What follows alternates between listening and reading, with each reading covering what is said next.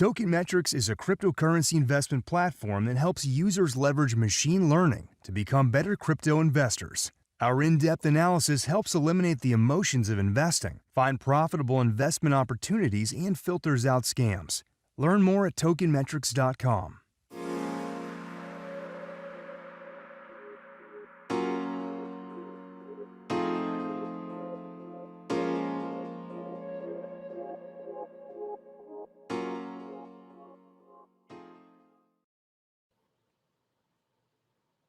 Hi, everybody. We are live. Welcome to the Market Update Show. I'm your host, Bill Noble. This show is brought to you by tokenmetrics.com. If you need a roadmap in crypto and you need to make money in crypto, or you need to recover from the recent decline, like and subscribe to this channel or sign up at tokenmetrics.com. Garo, Manny, Taz, Crip Shoda, Jay, Analyst Shaq. What's up? Welcome to the stream. Today we're going to take a more mellow, relaxed approach because we're all trying to recover from what's transpired in a couple of days. So let's kick in to the market update. And I'm bringing it up right here. This is your market update for December 7th. What to do next? So let's start out with a brief legacy update. Stocks. Sometimes you do a trade or sometimes you do a show and then you get off the show and you realize, oh no, I just said the same thing as everyone else. So when equities look terrible and everybody gets the same way, what do equities do? Well, they moon like an altcoin because everyone has decided that the Omicron virus is either not going to be a problem, and I've even heard some people say that it's almost like a hoax. It's like the common cold, and it's not the end of the world. So equities rally. Now, what's also rallying is interest rates. So if the Omicron virus is not a problem, interest rates can go up. So if you're wondering, gee, why isn't crypto mooning like equities? Well, that's because crypto is sensitive to a lot of things, but it's actually the most sensitive to interest rates. So with interest rates headed up and the damn dollar is still green, I think if the dollar would actually turn red, crypto would be much, much higher today, probably acting more like stocks. So what am I going to do, or what are we going to do with Bitcoin? I drew some Bollinger Bands. Can be an interesting way of statistically figuring out, what is and what is not, I don't know, an extreme for a market.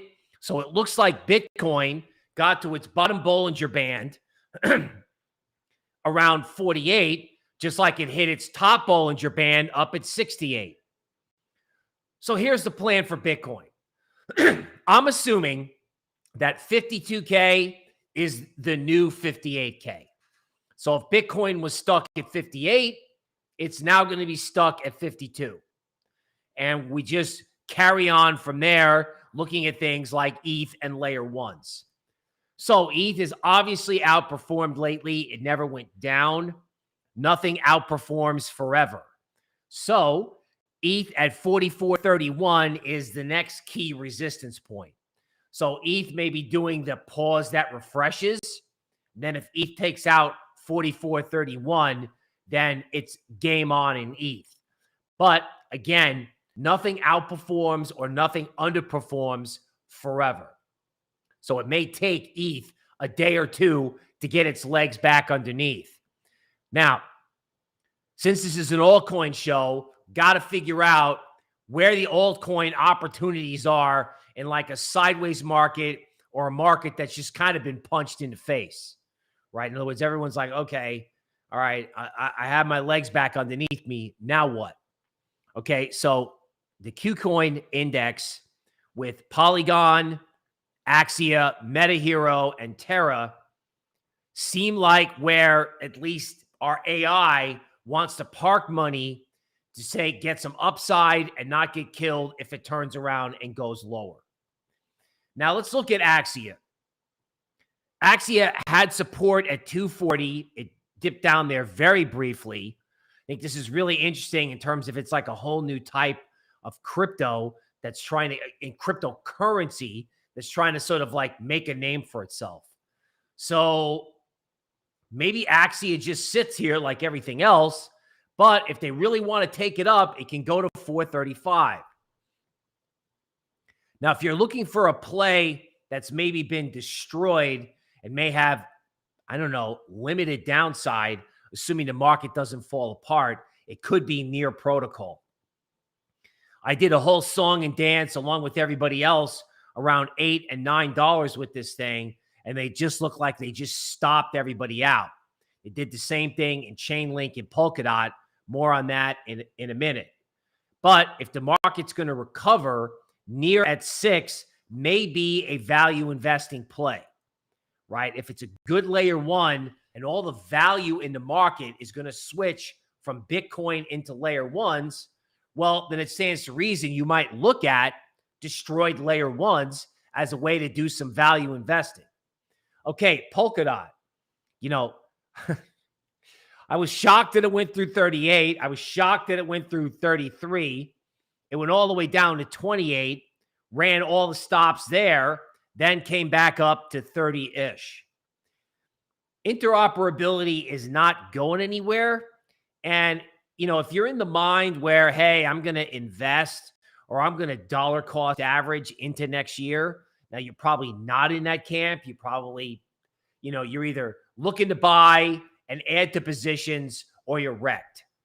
But in the event that you're not in those cases, something like Polkadot is proving itself as like a dollar cost averaging winner, where, you know, you buy it as it goes down, you buy it when no one likes it, and then the next thing you know, the interoperability theme picks up, because I don't see that theme going anywhere. And frankly, it's been underappreciated for a while, mainly because Metaverse had the headline, right? But as Metaverse consolidates, right, what's next? Is it Bitcoin? I don't know. It could be interoperability.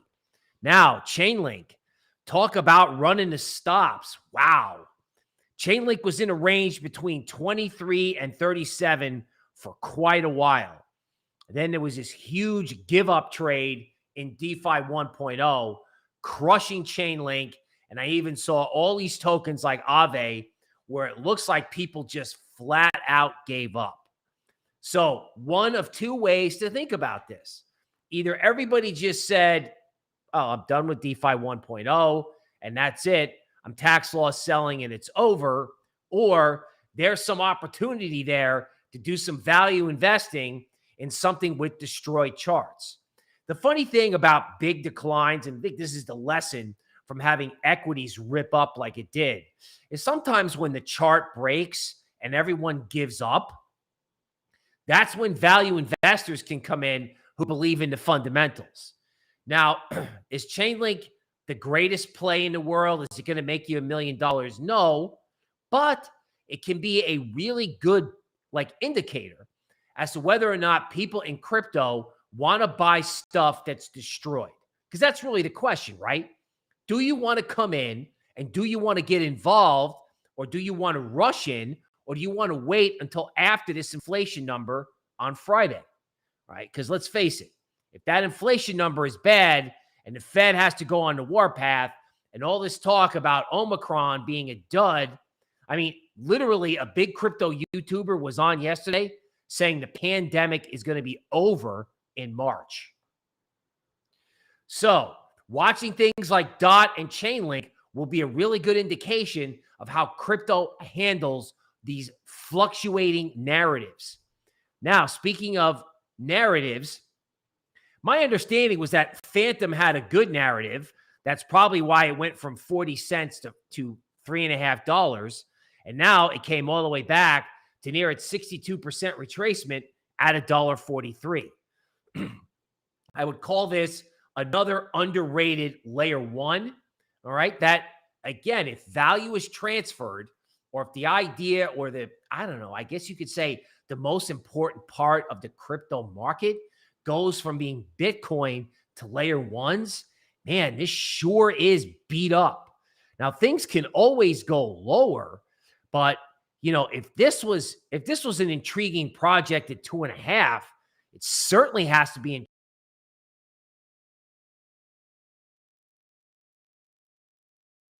No, but again, 2 weeks ago, people were like, okay, layer one's the future. Now all this stuff's been marked down 40%. Okay, MetaHero, something that I hear talked about on YouTube and something that our indices are, interested in. I'm seeing support at 19 cents, roughly. So if Hero can hold above 19 cents, it would be a pretty good case that the bottom is in. Now, if there's this strange dance around 19 cents, I would say this is in the category with everything else in the metaverse, right? Metaverse goes way up, way down. Everybody who misses it buys the first dip or chases the first rally. And really what you want to do with the metaverse is wait and see, hey, do those first dip buyers make money, or are people chasing it, all right, running into more profit taking? So I don't think there's a huge rush in the metaverse. As a matter of fact, I think the metaverse may be a great trade to do starting out the first of next year, hoping that there is consolidation, dips, or just a pause, so you can sit down and figure out who the real winners and losers are going to be in that sector. Now, speaking of things in the sector, things that our fundamental analysts like. So RMRK is a small to mid-cap play, okay, that has a valuation that is way below your Decentraland and Sandbox. So RMRK actually, way outperformed the market by going from 35 to 65. Okay, there was a washout, big wick down, and now it's sitting near 52, which is a big Gann line. So if RMRK takes out, say, 52 to 55, then it's on the upside.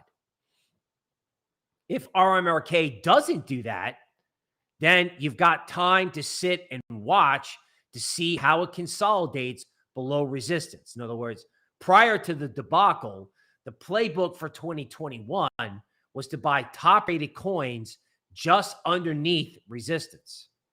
It's interesting. It's going to be very telling as to whether or not that applies to RMRK. Because if the top fundamental picks that we like start acting strong on charts, that can be something very powerful as a signal as to whether or not you need to hurry up and get involved or whether more study is warranted.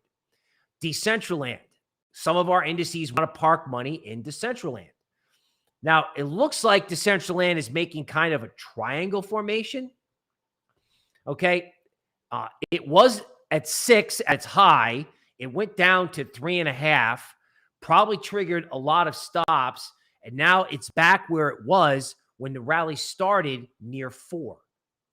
Okay. So 4 in Decentraland may be kind of like an equilibrium where it's not a buy or a sell.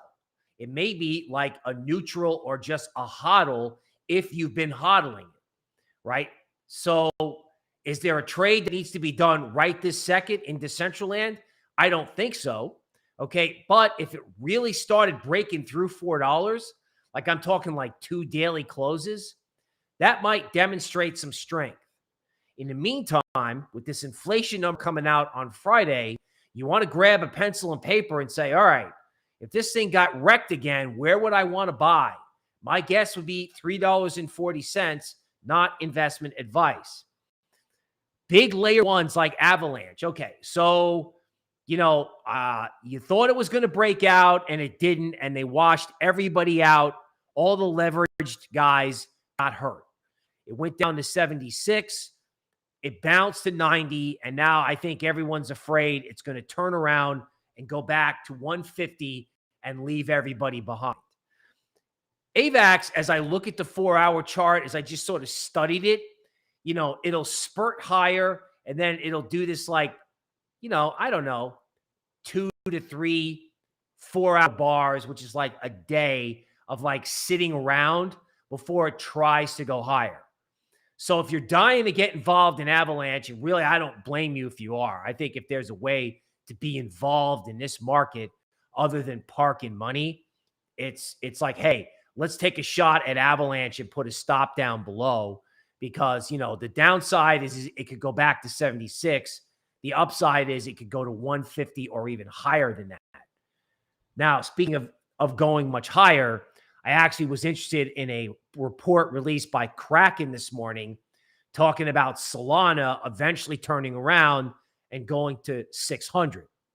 Now, we had talked about numbers like that back when, but that was before we got information from the Solana conference that there are some very big VCs holding some very huge positions in this coin.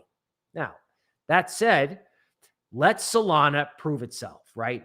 If you can buy a dip in Solana below 200 and then have that trading position, which should probably be no more than 5% of your account, start to make money, then you can add to Solana, right? In other words, if Solana is really good, you should be able to buy a dip from here and make money. And if you do, well, great. Hey, Solana, it's on for 255. I would love Solana 600.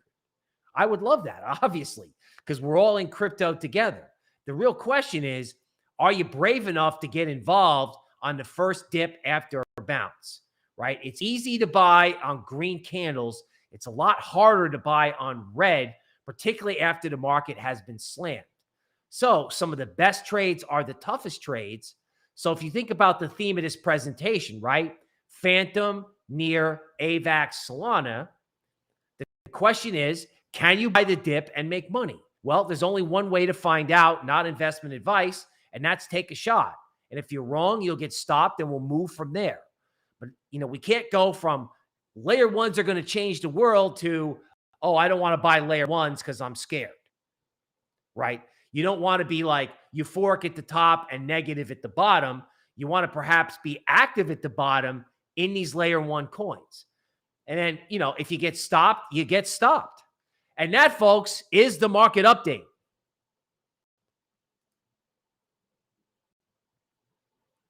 All right. Am I still on the air? Can people still hear me? I think there was an interruption in the stream. Am I still out there? All right. It looks like comments are still coming in. Let's see if we can take a question or two. Let me bring my chart program up. All right. I will share my chart program. And let's take a couple of questions. All right. So my chart program is up, and I am looking at some questions here. I see the master is interested in AKRO. So let's see what I can do with AKRO. And while I'm doing that, I would ask, since we're taking questions today, that you hit that like button. Notice how nice I'm being. I'm not like, giving you a hard time and prompting you like, we normally do. I'm being nice today because I know that, the market has been lower. Okay. So AKRO. This is very reminiscent of things I've seen in other altcoins. So right here, it looks like a bunch of people gave up. This is true throughout all of DeFi 1.0. Now, AKRO came back down to support. Okay, it wicked down there and came back. But the question is there going to be follow-through buying? Now, if you don't see follow-through buying in this coin or anything that's moved like this, which goes for things like Chainlink and Aave, you got to see follow-through buying within, say, 5 or 6 days. And if you don't see it, then you're probably looking at tax loss selling, and you're going to have to either hold it until the end of the year or live with the risk that it gets hurt again. All right. Bill, can DOT and Link go to all-time highs Schofield, all right? And then there's also somebody asking about Rune. So I don't think Chainlink is going to see an all-time high. Chainlink just seems to be a range-bound coin. So I'm not hating on Chainlink. DOT, I believe, can go to all-time highs. I think assuming that we're not looking at some disastrous top, I think Polkadot is going to be one of the big winners of the future. Now, Rune, someone's asking about Rune in the chat. All right, keep hitting that like button, folks, because we're taking questions. All of the DeFi coins look like this, right? In other words, Rune was supposed to be a good play. Multicoin Capital owned it, all right? Rune goes from $7 to $16, and then Avalanche is back to $7. In all these DeFi coins, I want to see some positive green candles in the next 4 to 5 days. So the answer to is Rune okay is I don't know. But the thing you have to know is have a plan. So I don't want to sell something on top of support. There doesn't seem to be any point in that. But in order to regain enthusiasm about any of these DeFi 1.0 coins, you're going to need to see green candles, hopefully after the inflation number. It's as simple as that. But the good news is, I think for anybody holding coins like this, is that people have definitely given up, right? Those kind of red candles look like people just flat out packed it in. Okay, AM is looking at Uniswap. So again, a lot of requests for, big DeFi coins to see how they've done. All right, again, Uniswap. You see where the rally started from back in July? If anybody can, hopefully people see this screen. What do you do when everyone seems to kind of give up, right? Sometimes in these coins, Uniswap has been down to 15. This is the fourth time it's been down here. So on one hand, the fact that Uniswap continues to gravitate back towards 15 probably is not a good sign for upside appreciation. Now, that doesn't mean that Uniswap can't rebound and go back to an area where it spent a lot of time, which is around 25. So if it's on support, you don't want to give up on top of support. That doesn't seem to make sense. So DeFi is range bound. Okay, and you want to see green candles after Friday. Okay, folks, that's it for today. Please like and subscribe to our channel. I definitely want to say I appreciate your viewership. If you need help in crypto and you need us to give you an analysis, or you want to go to tokenmetrics.com and find out what are the coins to buy next, I would encourage you to do so. This is your host, Bill Noble, signing off. I will see you next time, tomorrow.